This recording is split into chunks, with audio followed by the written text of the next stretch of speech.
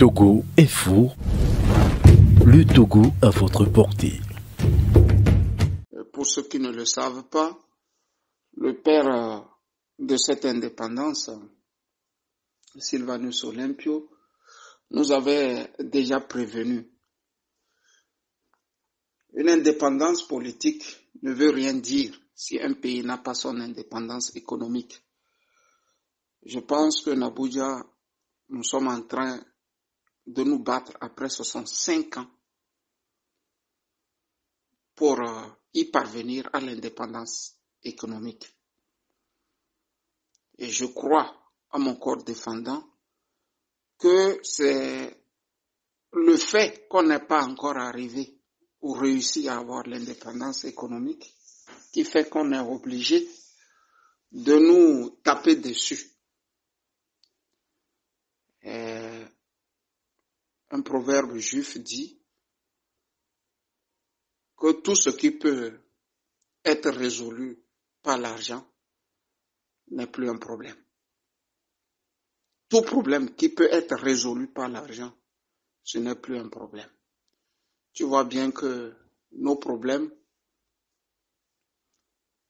sont dus au fait qu'on n'a pas l'argent pour les résoudre.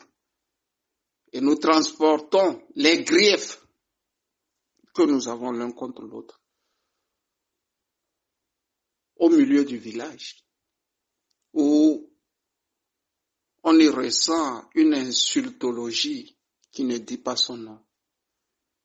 Quand on s'insulte au Togo, cela a bien une explication.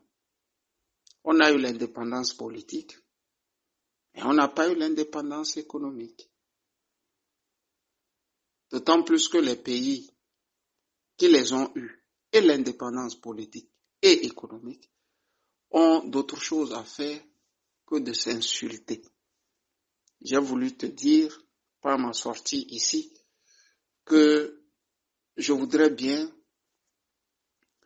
que nos divergences, nos antagonismes, nos manières de voir la vie politique ne se révèlent pas être un lieu de lutte, de torture mentale, psychologique, voire même physique.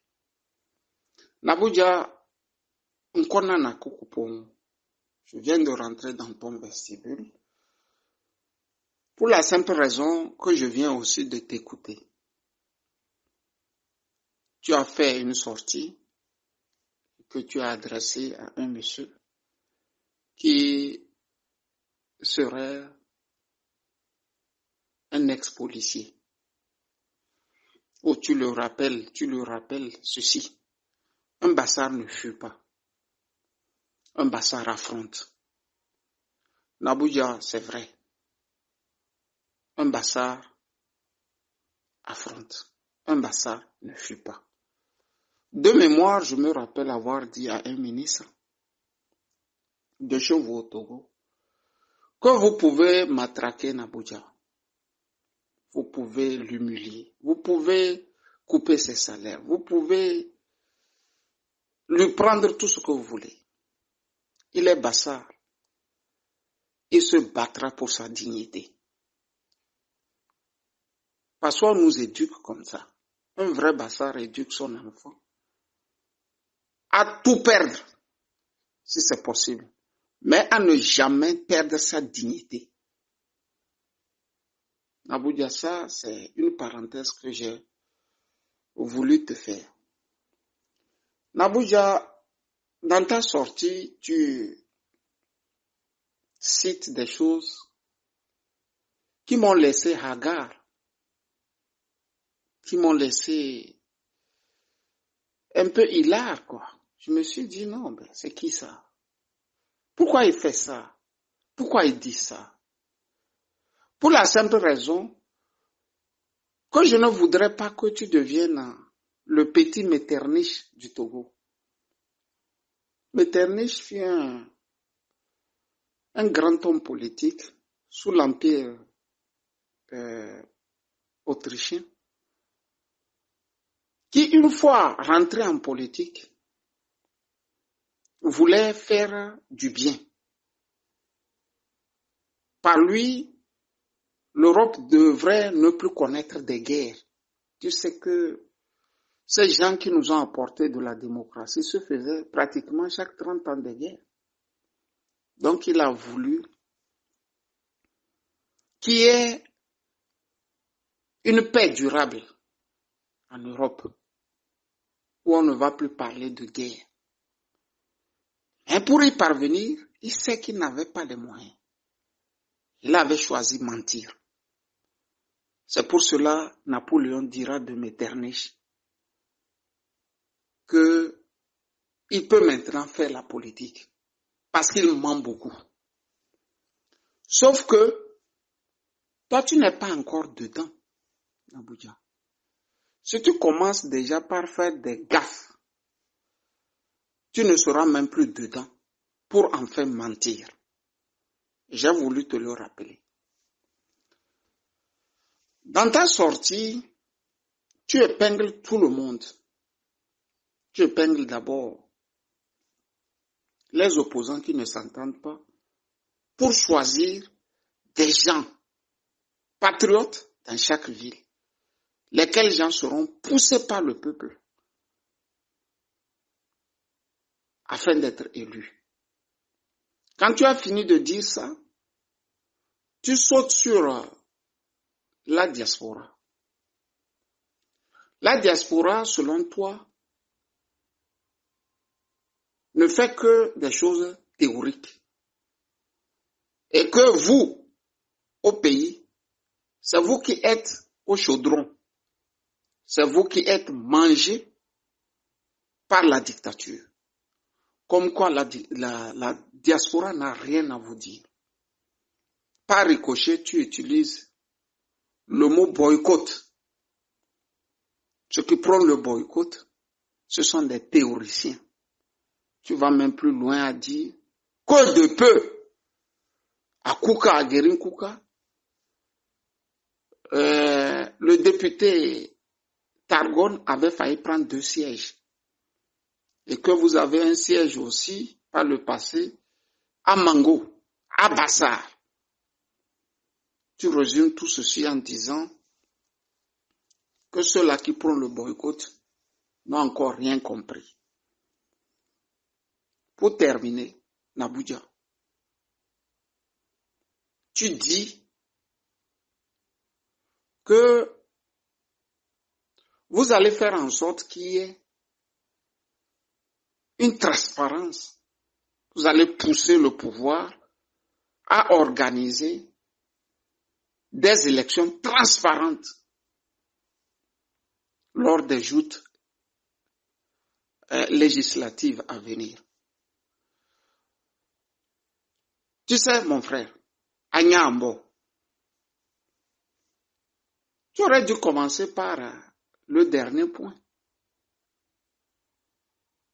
Parce que c'est ça qui définit même le fait de votre entrée ou de votre participation. Il ne fallait pas mettre ça en dernière position. C'est la transparence, la régularité des élections législatives que les Togolais veulent voir. C'est pour ça qu'ils sont là et ils vous regardent. Sauf que tu as mis ça en dernière position. Ce qui veut dire que c'est ton dernier souci aussi. La preuve est que le pouvoir a listé. Ils ont donné la liste de ceux qui vont composer la CENI. Tu as lu la liste. Quand tu vois la liste là, il y a un visage honnête dans cette liste.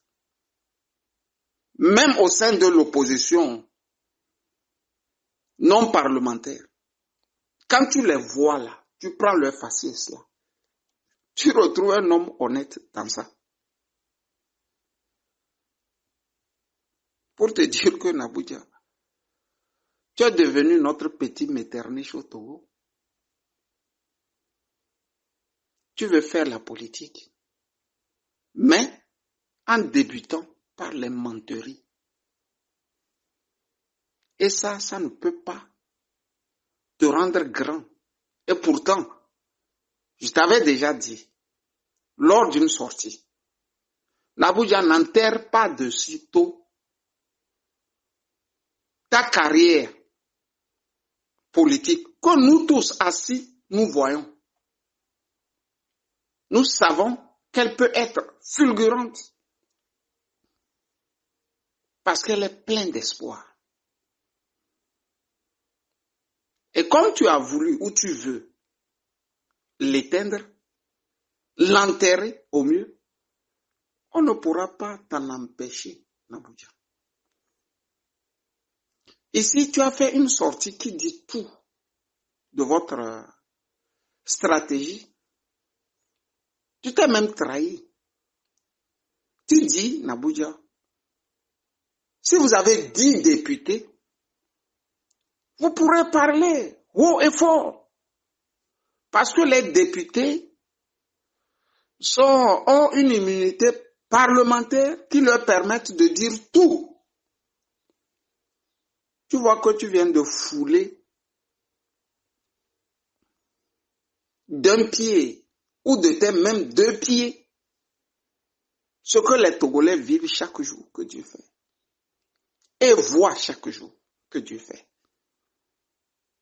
N'Abuja, il n'y a même pas encore 30 ans que les Togolais ont vu la dictature prendre le député Bacha Gnassingbé jeté en prison avec son immunité parlementaire, qu'il a dépoussiéré de cette immunité avant de le jeter en prison.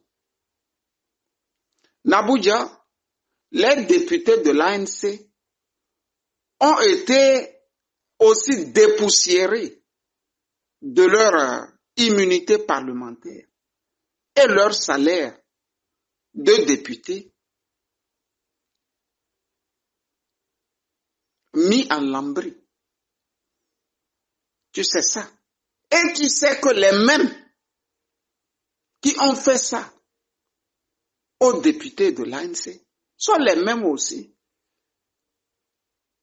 qui ont levé l'immunité parlementaire de ton ami, frère et parent, le député Targon. Alors ma question, d'où sors-tu pour nous dire que au Togo, et sous une dictature de 56 ans d'âge, un député a une immunité parlementaire? Il n'y a même pas longtemps, Abbas Kaboa faisait une sortie dans laquelle il disait « Ces gens peuvent m'enlever mon immunité parlementaire, je m'en fous. » Comme pour dire que la clé de l'immunité parlementaire au Togo ne se trouve pas dans les textes qui régissent les lois du Togo, mais dans la main d'un dictateur corrompu appelé Faure Gnassingbé. N'Abuja, tu veux écrire l'histoire sous nos yeux. Plus loin, tu t'en prends fortement à la diaspora. Laquelle diaspora, selon toi, serait dans du beurre? Là aussi, tu mens comme le Metternich togolais. N'Abuja, ta situation actuelle et la situation de Monseigneur Kodjuro ou d'Agbeume Kodjuro sont-elles les mêmes? N'Abuja, la situation de l'ex-ministre de l'Intérieur, François Akila Boko, et ta situation sont-elles les mêmes? N'Abuja, tu n'as jamais fait l'exil. Tu sais ce que c'est que l'exil? N'Abuja, je te rappelle que les Pierre Adosama sont morts en exil. Ils sont nombreux comme ça, nos aînés, nos parents, à mourir en exil. Pas parce qu'ils veulent, mais parce que la dictature a fini par les pousser à l'exil. N'Abuja, quand tu marches à Lomé, là, tu as l'impression que quelqu'un t'espionne. Et pourtant, le commandant Boko, au Cameroun, était espionné par quelqu'un que la dictature payait 1 million de francs CFA par mois, seulement pour espionner le Kabylie. Tu as cette situation. Nabouja, tu sais ce que c'est que enterrer des membres de ta famille et ne pas pouvoir y assister pour le simple fait que tu vis en exil. Ça, c'est une gifle que tu as lancée à la diaspora. Qui t'a dit que la diaspora, c'est le beurre? Et le fait de vivre au Togo, vous êtes sur le chaudron. Tu es un homme politique égoïste, Nabouja. Tu es très égoïste. Tu n'as fait que penser à toi. Un grand homme politique pense à tous les enfants éparpillés de son pays. Pas à ceux-là seulement qui sont avec le dictateur. J'ai voulu te prouver par A plus B, par ces minimes exemples, que tu as tout faux à taper sur la diaspora. Ils sont pleins au Ghana. Ils ne voient qu'à Flao et ne peuvent pas traverser à Flao pour Lomé. Ils sont pleins au Bénin. Ils ne peuvent pas traverser Ila Kondji pour Lomé. Que dis-tu d'eux, Nabouja? Tu as parlé de boycott. Nabouja, qu'est-ce que vous avez avec boycott? Chaque jour que tu fais. Moi, je n'ai jamais entendu, pour l'heure, un Togolais dire, allez boycotter. Je n'ai jamais entendu ça. Les gens vous ont dit qu'ils vous regardent. Vous pouvez aller. Si vous avez gagné, les gens vous reconnaîtront le sens élevé, le flair politique. Mais quand vous sortez, les gens veulent boycotter, non. Personne n'appelle au boycott. Les gens regardent.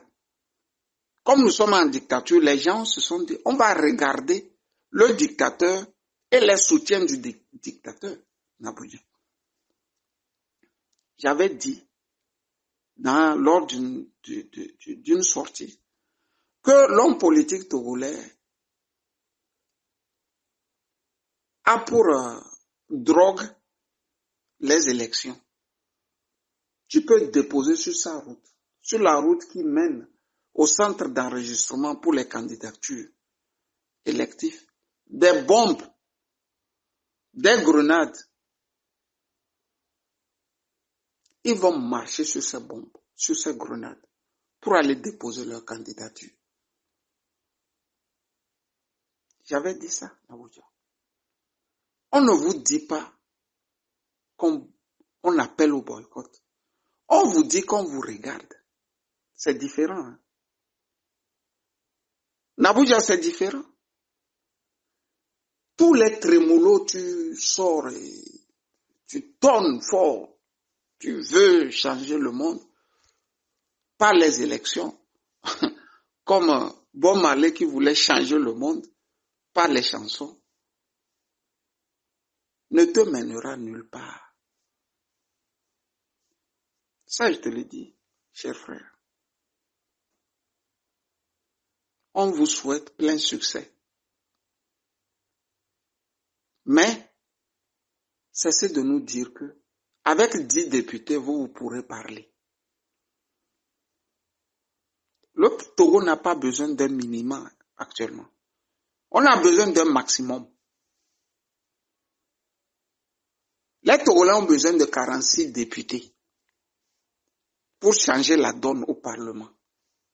C'est-à-dire la majorité, 46 députés. Mais toi, tu parles de 10 députés. Comme pour nous avertir déjà que vous aurez 10 députés. De deux choses l'une. Soit ceux-là qui tirent les ficelles vous ont promis 10 députés. ou par vos propres calculs, vous arrivez à la conclusion que vous aurez 10 députés.